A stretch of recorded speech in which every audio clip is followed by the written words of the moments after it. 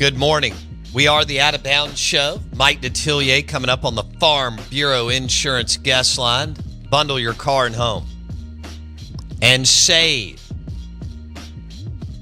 with your Farm Bureau Insurance agent in your county. For excellent customer service, they'll take care of you and your family. Farm Bureau Insurance. We are the Out of Bounds Show.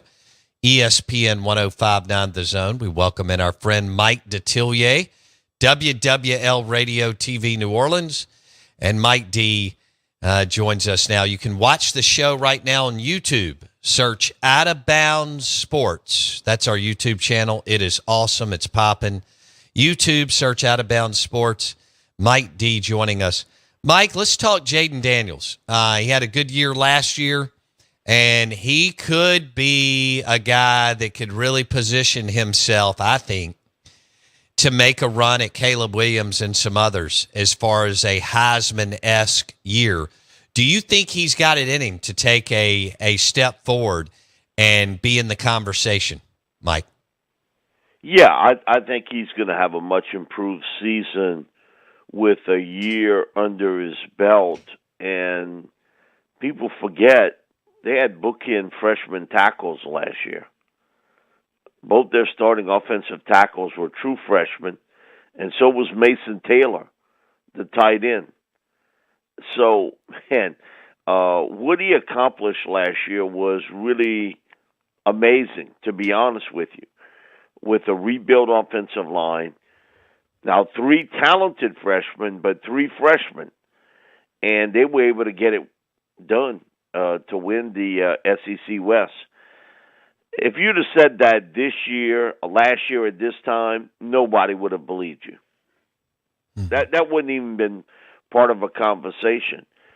So, yeah, I think he's got a chance to really step up his game. He's physically gotten stronger. You can see visually that he's put on some weight.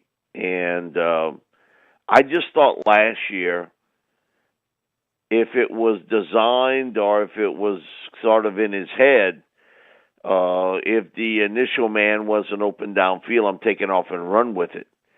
And he made a huge impact, not only as a passer, but also as a runner. Man, he scared the bejesus out of you every time he took off because he's got that type foot speed to run away from people. And now you've got another year with him and Malik Neighbors, who I think is one of the most underrated, maybe star-type players ever at LSU. At wideout, Mason at tight end. This team is pretty thick at the wide receiver position. And I think they're going to be much better up front along the offensive line. They return 4 of their 5 starting offensive linemen and really 5 of their top 6 offensive linemen from a year ago. So, yeah, you can see where when Brian said, I think he's the best quarterback in the nation, you can understand why. Now, catching Caleb Williams might be quite a task, sure. But in the SEC, when you look across the board, it's clear cut. He's the best returning quarterback in the SEC today. No question. No question. We're talking Jayden Daniels, LSU QB, with Mike Detillier, and Mike just laid it out there. LSU is stacked in the offensive line, and that's not good for everybody else in the West and Florida over in the East. So we'll see how that looks. Brian, they've got a big time coach now with Brian Kelly, and they made it to the SEC West championship this past year in his first year. When you so where's the weakness, if they have one, going into Labor Day weekend, Mike, for LSU? And I think the toughest game of the year may be the first one. Florida State. I think that may be the toughest game for both teams, because of what both have returning. Both teams don't like one another, so it's going to be a real chippy game. The way it ended last year certainly adds fuel to the fire. And I'm going to tell you, for whatever reason, LSU throughout the years have not matched up well against Florida State. That sort of is trendy.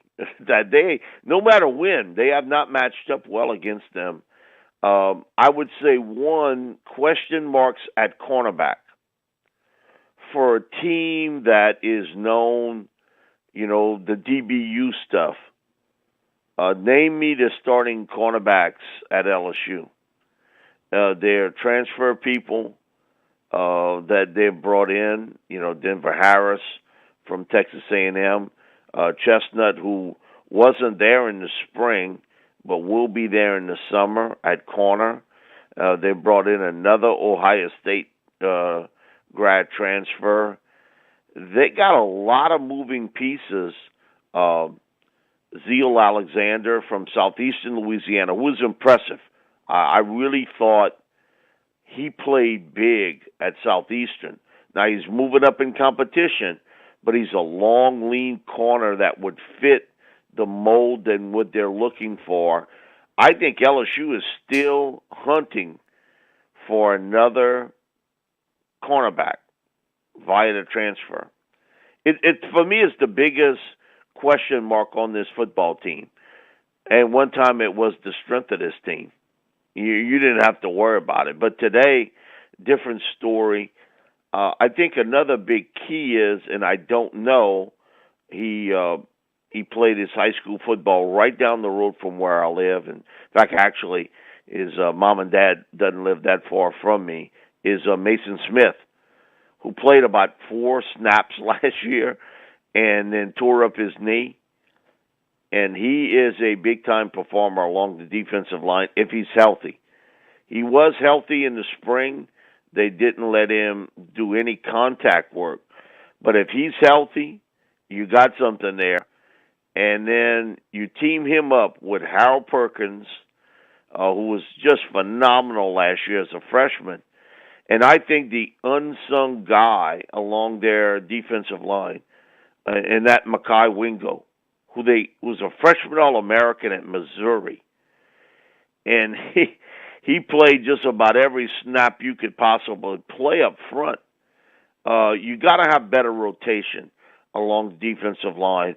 It was not an area where you had depth, and Brian has tried to build that. And a lot of it has come from the transfer portal. So I think the question mark with Mason Smith, hopefully that he's healthy and can stay healthy. If he is, that would make that defense really, really good. And then you bring in Omar Spates, who was an all Pac-12 linebacker from Oregon State on a real chippy team at linebacker. So their front seven, if it's healthy, is really good.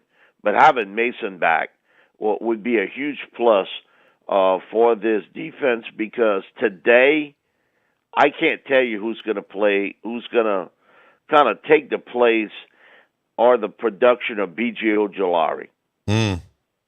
I think he's the one piece of the puzzle that you don't know at this stage who would be his replacement. They brought in Texas transfer. I think they're looking at maybe some freshman kids too, but that's a spot where, BJ, great leader and a great player. Okay. I know they made the SEC championship game last year, which was incredible. Is this a national title contending team, or are they still 1 year away for Brian Kelly? Well, they're not going to have the experienced quarterback a year from now. That's a good point. Unless they go to the portal, but yeah, I get where you're going. Well, because I think the baton's going to be handed to Garrett Nussmeier, and he's going to be the guy. Gotcha. For 2024. But, man, I think they got a shot this year. They really do. Because if any year you're going to win the SEC West and get to the title game and have a real shot, it's this year.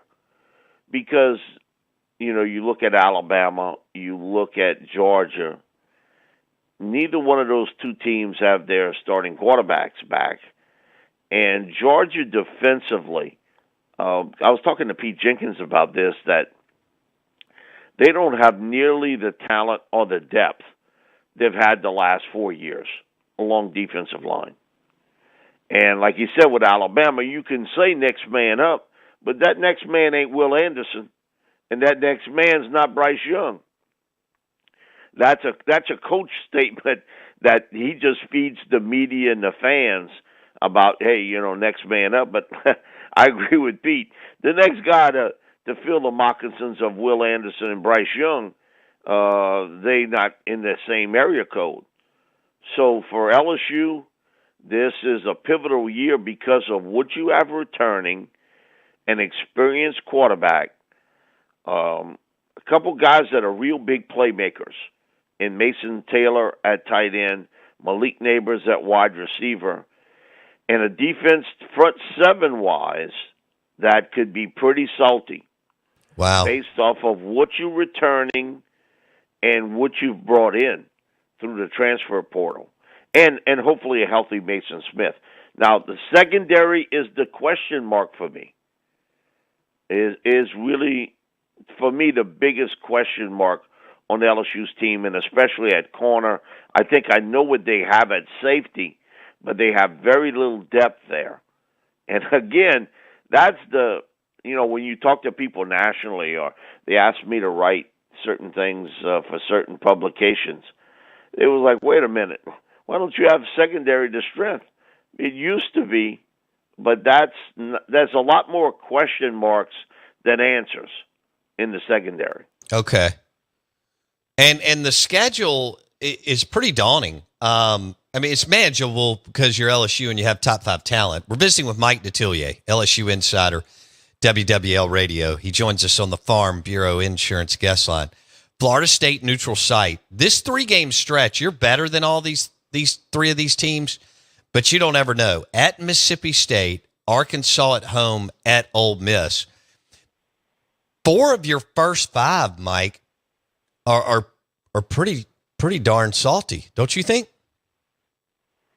The first game, I think, is really the catalyst to it, because a win at Florida State, I could see this team roll this thing all the way through till they play Alabama. Wow. I agree. I'm not kidding you. Well, you take a look at that schedule, the way it's laid out. No doubt. They could potentially roll this thing all the way until Alabama. A&M has been kind of a pain in the yuck to bait it in for whatever reason. Either it's been really good or really bad on there. But, man, Brian's got this team rolling, and it's I really think that, you're going to see a lot of running back by committee, which he likes to play. But offensively, there's not a lot of questions to be answered. And I couldn't tell you that a year ago. There were questions all over the board offensively.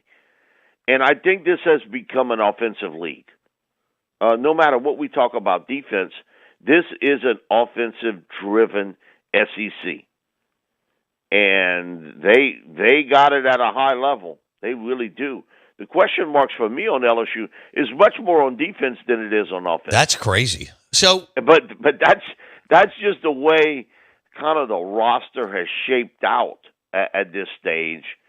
And if you look at the potential star players, it's more on defense, but it's the potential wise. We've seen enough of Perkins to know, man, they turned him loose. He's really something. And the same thing with Mason. He flashed it. But that's front 7 people. That we're not talking about the secondary at this stage. And that, I think, for most people is shocking that they went through this huge transition after so many years of being dominant on the back end defensively, where they always had first or second round pick people there. Today, you'd have a tough time telling me exactly who's going to be the 3 top corners. And Brian's brought this up all the time about it's not just your starting corners, and it's not just the nickel, it's that third corner. Because the way you're matching up in this league, it it really is the mystery piece on LSU's team. Well, so what do you think they're going to do, Mike, on the SEC football schedule? 3 permanent, rotate 6, or 1 permanent, rotate 7? I've heard it both ways. Okay, and so I'm not really sure, to be honest with you, because I've heard different coaches sort of tell me they prefer different ways how they think it'll be worked out. But I do think they'll most likely the 3 permanent. Okay. Do you expect Jayden Daniels to run a lot less now that offensive line is so good?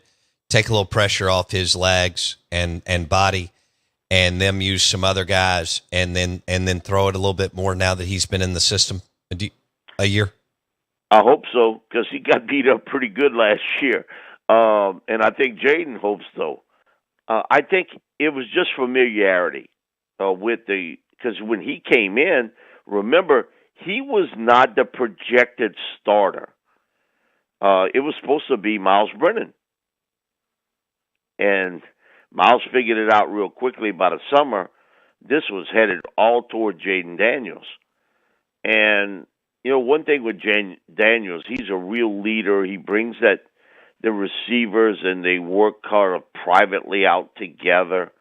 I think he's going to be much more of a dangerous player as a passer than he was a year ago. And you can't have your star receiver drop 20% of the throws. And that's what happened last year with Keyshawn Butte. He led the nation in drops. And with passes targeted to him, he dropped over 20% of his throws. Mm. And so Brian is he's really emphasized the fact that, I want consistency in my receiving core with people that he's got returning, like a Brian Thomas and a Kyron Lacy, 2 talented big men receiver that they're catching the ball much cleaner. I know what Malik Neighbors can do, okay? I know how good he is. But Butte last year was a major disappointment. If the focus wasn't there, if he was still kind of suffering from the 2 ankle procedures or a combination of it all, he was not the go-to guy like we had seen when he was a freshman and sophomore. Is to find that other guy, and they got some potential people that can do it, and a couple of freshman receivers, one in particular, he raved about, and his name is Kyle Parker. And them also bringing in Aaron Anderson from Alabama, who prepped at Edna Carr in New Orleans and had some injuries last year with a knee, and I think it's his thumb. And even Nick Saban really kind of praised him until he got hurt, and he's transferred to LSU. I think will help him in the return game and also as a slot receiver. So LSU's got some talent, and it's really bundled up on offense. They really got some talent on offense. So, yeah, to answer your question, I think Jayden Daniels is going to be a much more effective passer than we saw a year ago. I thought he was good, but, man, you can't have all those drops. And that's what was disappointing last year in Butte, who came in with all this hype, and because he had done it for 2 years, and it just wasn't there for him last year. All right, we'll leave it there. Jayden Daniels, he is the best returning quarterback in the SEC. You've got Will Rogers, who is a heck of a player, and Jackson Dart is really good too. I don't even know if he's going to win the job, though, with Spencer Sanders. Once he gets healthy, I don't know how that's going to look. You kind of favor Dart, but Sanders may. Who knows? August could be interesting in Oxford. But that's kind of where I'm going with the SEC right now. Is that how you see it, Mike? For me, is the biggest intrigue of the SEC of what happens with the 3 quarterbacks. And Spencer didn't come there to hold a clipboard and watch. Mm-mm. And so, man, one of those quarterbacks will play his way out. I think that's the one thing with Lane is I think he's going to take this deep into training camp before he makes that decision. But somebody's going to play their way out. All I know is Spencer really lit it up in the Big 12. Opposing coaches didn't like going up against him. He was so accurate throwing the football downfield. And I think that's interesting for Kiffin. And, man, Jackson Dart's got quite a battle on his hands. We'll leave it there. Mike Detillier on the Farm Bureau Insurance guest line. WWL Radio TV New Orleans. Jayden Daniels, Brian Kelly get it kicked off in Orlando against the Florida State Seminoles. They lost that game last year and then came back and ended up playing in Atlanta. Incredible game against Bama, and Kelly goes for it and all that. So, Mike D, I'm ready for this NFL schedule to drop. I'm pretty excited. Yeah, I've been ready. Man, they pushing this back further and further. I know. We'll be doing this in June pretty soon the way it is. So, I'm ready for it to go because I do think the way a schedule is laid out, I think is important for NFL teams. That's why they fight for it behind the scenes, certain things about not playing back-to-back road games, stuff like this. It's quite a battle behind the scenes. Somebody's going to write a book about that one day, how coaches, GMs really lobby for certain things for the way they would like their schedule, because you know who you're going to play. You just don't know when. I can't wait to see how it all shakes out. All right, Mike, have you talked to Coach Orgeron, Coach Eddie O, since he got engaged? Well, I knew it was going to happen. I think it was officially announced over the weekend, but I think that had happened the week before. Okay. Just put it to you that way. It was no surprise. Yeah. They had been dating for some time, and so I knew eventually he would have to take the next step with it. But he's fine with it, and I think one day he's going to come back and coach. Do you? Next 2024? I think he'll be a coach. I knew that it probably wouldn't be this year, but I think 2024, and I think he would like to coach in a warm weather city, so to speak. Okay.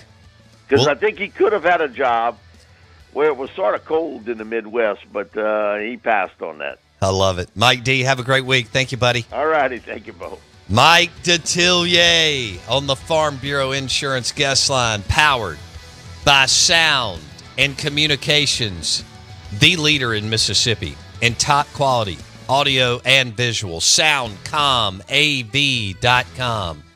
Their headquarters right there in Pearl, right around the corner from from RPT Commercial. The show is brought to you by SoundcomAV.com. Jake Thompson, Ole Miss Insider, next.